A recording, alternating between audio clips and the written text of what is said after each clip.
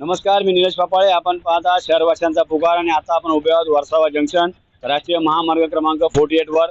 आपण आता माझ्या मागच्या साईडला पाहू शकता की वसईवरून मुंबईकडे येणाऱ्या हा जो उड्डाण पूल आहे या उड्डाण पुलावरून येणारे वाहतूक जे आहे ही खूप वाहने जोरात मध्ये येतात आणि ही अतिशय वेगाने आल्यानंतर या ठिकाणी जे आता उड्डाण पुलात आपलं टोल नाका जो उभा राहणार आहे त्या ठिकाणी टोल फाडण्यासाठी जी वाहने उभी राहतील त्यांना या चढणावर उभं राहण्यासाठी ब्रेक घ्यावा लागेल आणि ब्रेक घेता वेळेस मागच्या ज्या गाड्या आहेत त्या कधी ना कधी मोठा अपघात धडक घेऊन अपघात होऊ शकतात.